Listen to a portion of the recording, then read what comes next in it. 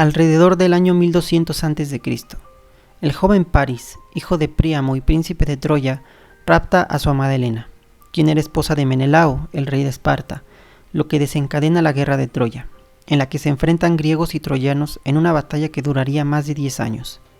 Posteriormente, Criseida, hija de Crises, sacerdote de Apolo, es raptada durante un saqueo que los griegos llevaron a cabo en la ciudad de Tebas y entregada a Agamenón, rey de Mícenas, como botín para que sea su concubina. El padre de la joven ofrece un gran rescate, pero es rechazado por Agamenón. En consecuencia, Crises implora ayuda a Apolo, quien envía una peste en contra de los ejércitos griegos. Al cabo de 9 días, y gracias a la presión de Aquiles, el gran semidios griego y de otros héroes aqueos, Agamenón consiente en devolver a Criseida a su padre y ofrece una hecatombe en honor a Apolo para aplacar su ira y detener la plaga. Pero en compensación toma a Briseida, que estaba en posesión de Aquiles, provocando que monte en cólera y se retire del combate, al que no volverá sino hasta la muerte de su amigo Patroclo, a manos de Héctor, el cual representa la única esperanza de salvación para la ciudad al ser el hijo mayor de Príamo, rey de Troya. La Ilíada de Homero es una de las obras fundacionales de la cultura occidental. Su título significa literalmente asunto de Ilión. La epopeya, que claramente está incompleta, consta de 15.693 hexámetros, versos de la épica. Está dividida en 24 cantos y narra los acontecimientos ocurridos en los últimos 51 días en el 10º y último año del asedio griego. Comienza con la cólera de Aquiles y culmina con los funerales de Héctor, los dos héroes trágicos de la historia. El gran poema trata sobre la captación de lo trágico en el mundo, que viene a ser la conciencia de la muerte. El estilo del poema es interesante, puesto que originalmente estuvo pensado para ser declamado en público. De allí que predominan los discursos sapienciales, de arenga, elegía o reprensión, así como los debates, las discusiones y el soliloquio. De igual forma, hay un enfoque en la descripción minuciosa de la acción, la colocación de las armaduras, la liturgia religiosa, los combates físicos, los sucesos sobrenaturales, la constante intervención de los dioses y la brutalidad de la violencia son representados de manera escrupulosa. Ese nivel de orfebrería lingüística permite que el lector se inmiscuya en las afrentas. Homero coloca a los lectores, o escuchas, en el centro de la acción, lo que resulta emocionante y cautivador.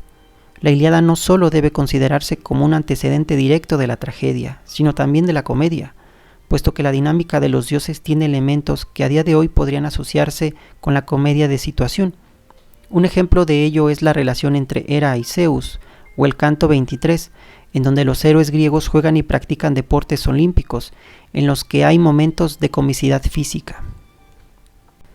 El narrador del poema es omnisciente y el texto está escrito en tercera persona. La narración es lineal y el tiempo dramático varía considerablemente entre los cantos. El narrador en puntuales ocasiones emite juicios de valor y recurre a refranes, sentencias y moralejas. De entre los recursos retóricos empleados sobresalen el epíteto y la apócope. El autor nombra, resalta y señala el origen de una inmensa cantidad de personajes, lo cual evidencia la cualidad pedagógica de la obra. No es gratuito que haya tantos antecedentes y que se nombren múltiples ciudades de la Grecia antigua. El texto tenía el objetivo de enseñar a las generaciones venideras valores como el respeto a los reyes, el honor de morir por la patria, la importancia de la familia y el reconocimiento supremo a los dioses olímpicos, en quienes se creía que yacía la suerte y el destino de la humanidad. El análisis trasciende lo literario y se convierte en un documento hierático que simbolizaba el orgullo de las culturas representadas. En ese aspecto resaltan tradiciones como la dignidad hacia los cadáveres por parte de los deudos, el papel de la mujer, que terriblemente era considerada un objeto u botín, y la creencia de que a través del ruego y la oración se podía superar un momento de necesidad a través de la intervención divina, con la que esperaban hacerle frente al destino. Por otra parte, resalta el sacrificio tributario a los dioses, con el cual se esperaba menguar el miedo a quedar en el olvido. Esa visión del mundo es complementada de manera increíble con la presentación de dioses humanizados, en cuanto a sus virtudes y defectos físicos y de carácter. En cuanto a los personajes, sobresalen Aquiles, el héroe predestinado a morir joven, pero lleno de gloria. Sus virtudes como guerrero terminan siendo opacadas por su carácter iracundo. La condena de Aquiles es que no es capaz de dejar el pasado atrás.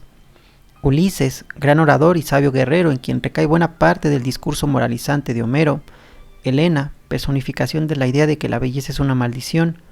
Agamenón, líder de las tropas griegas cuyo carácter soberbio y egoísta contrasta con el de Aquiles. Héctor, el trágico héroe troyano que a pesar de saberse inferior a Aquiles, no teme encararlo con valentía. El conflicto recae en la expectativa de su duelo final.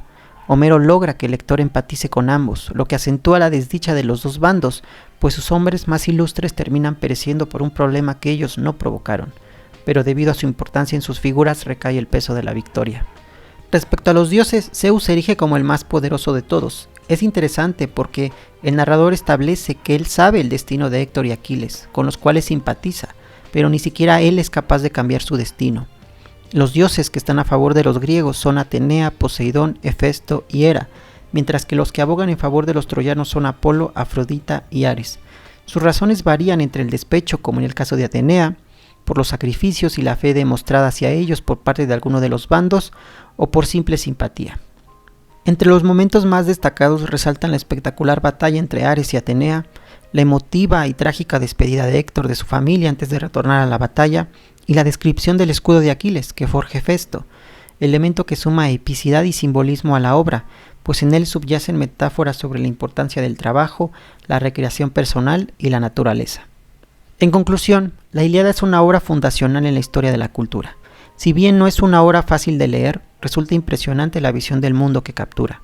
En cuanto a los elementos cuestionables, entre comillas, habría que mencionar el catálogo de las naves, cuya numeración se antoja extremadamente extensa, y los juegos en honor a Patroclo, que resultan anticlimáticos tras el gran duelo entre Héctor y Aquiles. Admito la mezquindad de destacar estos elementos, teniendo en cuenta que la obra se escribió hace más de 2 milenios, pero en honor a la honestidad, esas partes fueron por mucho las menos interesantes, y quizás los interesados también las consideren complicadas o innecesarias por más justificadas que se encuentren.